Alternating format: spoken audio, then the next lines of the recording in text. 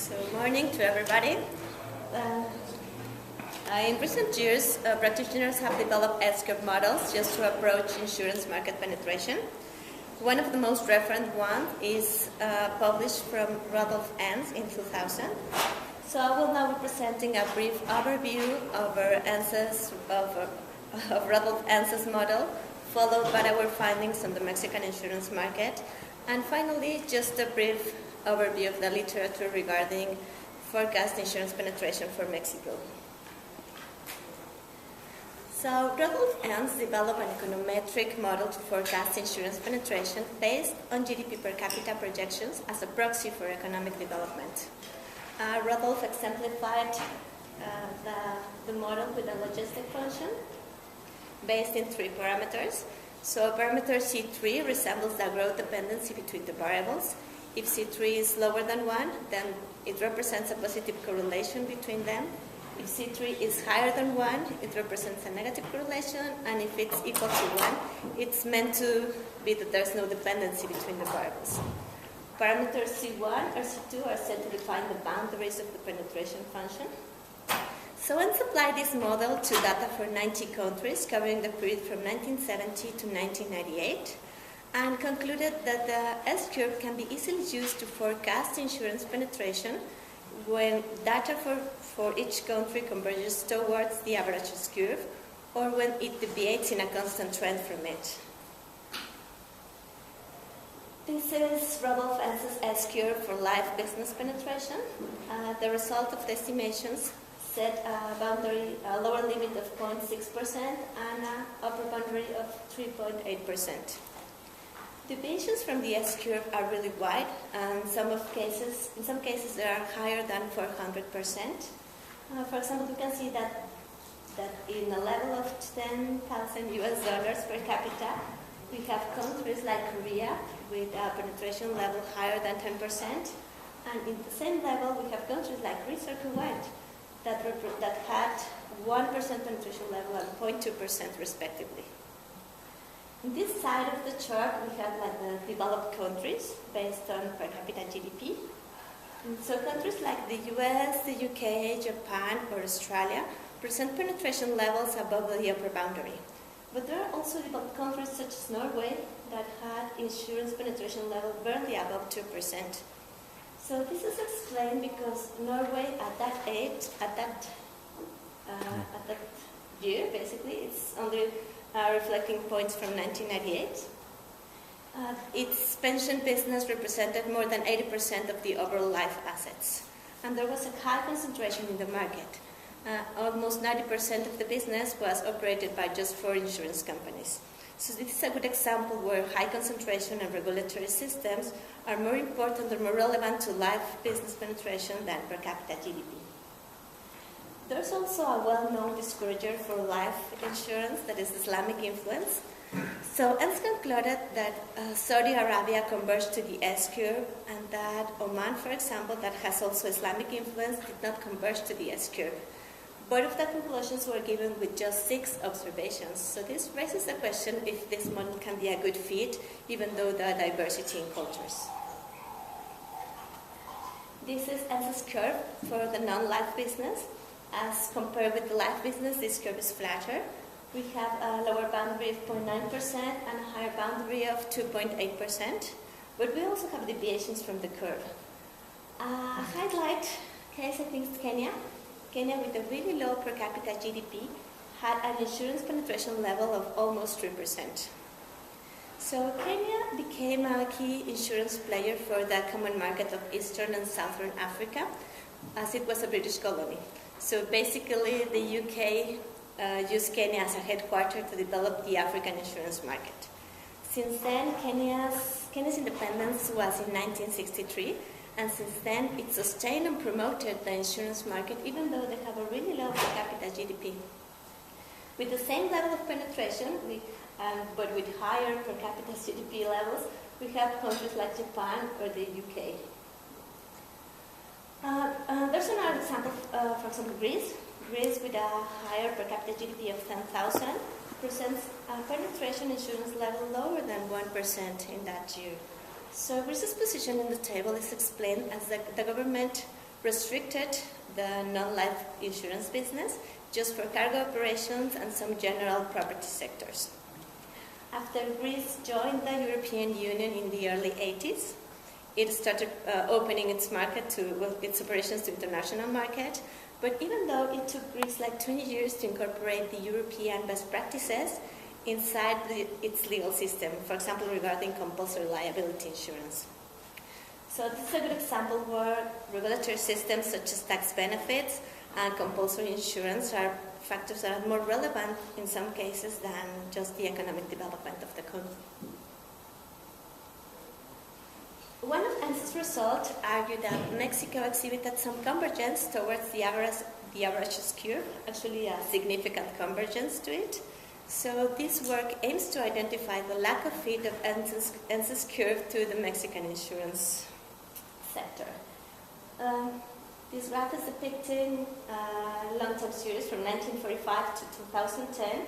In red, we have the per capita GDP, and in gray, we have the insurance penetration levels. We divided the work into two main time periods. The break point is 1982. So the first, due to economic reasons of the country, the first period is characterized by a constant and sustained economic growth, fueled basically by oil exports and the industrialization of the country. But even though, as we can see, we have a negative trend for the insurance penetration for that period. So there are mainly two reasons for this. The first one is that the government sustained and promoted a welfare state. So social provision of insurance was full government's responsibility, but just for a political strategy. It did not have like a financial or an economic background. And the second reason is that before 1943, government restricted the investment of foreign capital in insurance, in Mexican insurance companies. So that thing encouraged the Mexican insurance market, but obviously discouraged foreign investments. After 1982, we have this big financial crisis in Mexico that forced the government to nationalize the banking system. It was the onset and the development of the new neoliberal economic model. We changed from a fixed exchange rate to a floating exchange rate, so major economic changes were made for the country. After that, this period is characterized by cyclical financial crisis. We had another one in 1988, in 1984, in 2000, and 2008. But even though we had a growth in the insurance market. So this was especially regarding like social and political factors due to. For example, in 1985, we have an 8.1 magnitude earthquake that devastated Mexico City along with another 9 federal states. So at that moment, the government realized that the social provision of insurance that they were giving was insufficient, and they needed to promote the insurance market per se. So from then, in 1990, the banking system was privatized, and they allowed a gradually inclusion of foreign capital inside the insurance companies. So in 1990, we had loans of 10%, and then it rose to 100% by the year 2000. As expected, this increased the number of insurance companies in the country. In 1990, we had 43 insurance companies. By the year 2000, it rose to 75. And by the year 2010, we ended the year with 102 insurance companies. So this definitely promotes and develops the insurance market. Also in 1994, Mexico opened to international trade, so signing numerous free trade agreements, so that also promoted and developed the insurance market. So I'm going to return one slide. Based on this Rudolph and SCurve, practitioners have took each job and then developed their own works. An example is Sheng in 2008. Sheng actually labeled Rudolph and SCurve as the ordinary growth model of world insurance. And based on this model, he developed a methodology to measure the deviations from each country to the S-curve. He applied this methodology to 7 developed countries and also to countries in the OECD, but in an average way, not in an independent country basis. Also, companies like Munich Re developed its global trend line in 2009 based in ANSYS model. So ANSYS model is basically, it's mainly based on three assumptions. The first one is regarding income elasticity. So ANSYS model assumes that income elasticity is positive all the way the S-curve, but it's not constant. For the beginning of the growth period, we have a really low value of income elasticity, less than 1.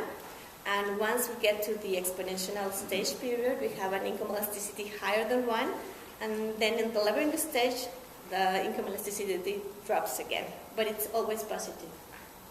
So we resemble the low income stage with the first period in Mexico before 1982. And we found empirical evidence that the income elasticity for this period is negative. One of our hypotheses is that insurance is acting as a given good for that period, but further studies must be developed to confirm this hypothesis. For the second period, that it resembles like the exponential growth stage.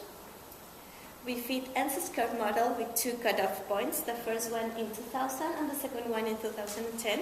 And based on those points, we forecast the insurance boundaries and compare them with the real insurance penetration level at the end of the year. In both of the points, the insurance penetration level was outside the boundaries. So this really raises the question if this model is useless to forecast for just for practical purposes. The second assumption is relating correlation. So the correlation between the variables is assumed to be positive all along the S-curve and maybe negative at the end. But it's a slight correlation at the beginning of the growth process, then to become a strong correlation in the exponential growth stage. And at the levering stage, it might be slightly again or even negative, because once the countries become wealthier, they stop buying insurance or maybe diminish the amount of insurance that they buy. So we address this correlation via Granger causality tests for both of the periods, and we found out that in both of the periods there's a demand following pattern. So this means that economic growth promotes insurance penetration, but there's no evidence that the opposite causation pattern. There are some researchers that analyze these kind of economic patterns in growing models. It's called the Fitzpatrick hypothesis, where he says that for the beginning of the growth period, we have like a demand following pattern, but once the financial services are developed, there's a change in the pattern to become a supply leading pattern, where the financial services actually promote the economic growth. But it can actually be a bidirectional pattern. But there was also no evidence that Mexico could fit to that hypothesis neither. The last assumption is just in a reference. We don't have empirical evidence yet of it. But this graph depicts the Hofstede cultural dimensions. It's well known that culture affects the way that we buy insurance in each market. This is Mexico compared with its neighbor countries, the US and Canada. Both of them have higher insurance penetration levels. And we will be focusing in these two first variables. The first one is power distance. We can see it's double the value from Mexico regarding the US and Canada. So power distance is resembling the inequality between the population. And this can easily be translated as the inequality inside the per capita GDP. So per capita GDP has a distribution so wide that at the end we are just taking the mean, and taking the mean becomes less representative of the population that we have. Another variable is individualism, that we can see really low. Actually, this is translated in Mexico as collectivism. We are still hindered by this welfare state and by this paternalistic government figure. So really Mexicans feel that it's the full responsibility of the government to take care whenever a loss occurs. So Mexicans are really relying on social networks such as families or friends or the government when there's a loss. And finally, this paper was published in the Journal of Risk and Insurance in 1990. It was written by Truitt and Truitt, and it aimed to identify what were the main variables that define the demand for life insurance in Mexico and in the US. So this regression model basically used age, education, and per capita GDP as independent variables. And there were two main findings of the paper. The first one is that Mexico only exhibited significant convergence towards the variable education and per capita GDP, and that the US showed significant convergence for all of the variables. There's no proof that researchers made unit root tests before developing the model. We make ADF, PP, and KPSS proofs to this variable, the one regarding per capita GDP for the same period, and we did not have any evidence to allow us to reject the null hypothesis of unit root. Based on that, there's also no evidence that practitioners develop co-integration tests for the variables. But if we can see the R-square values are really high, 0.97 and 0.99, and Darwin-Watson statistic is really low, 1.22 and 0.8. So this is a strong evidence that variables are co-integrated between them, which, well, the other finding, for example, is that income elasticity in Mexico is 3 times higher than income elasticity in the US. So that's really surprising. But due to the lack of required tests, we might say that maybe these results can be spurious. No, this is just part of the results. And as a conclusion, SCurve models is a country comparison between different levels of per capita GDP, but cannot be used as a reliable forecast model due to difference in the diversity of each of the cultures. So if we do not address or acknowledge this diversity before developing the model, then the SCurve results can only be applied to an average SCurve, well, an average country actually, raising the question if there is a country that can serve as representative for the world insurance. Also, we need to consider that this one-in-a-kind income assumption might be superficial. We need to develop further analysis just to define if it's a good independent variable, just to define the economic growth. And further analysis must be done to identify a model that can address individual characteristics of each country's culture. So, thank you.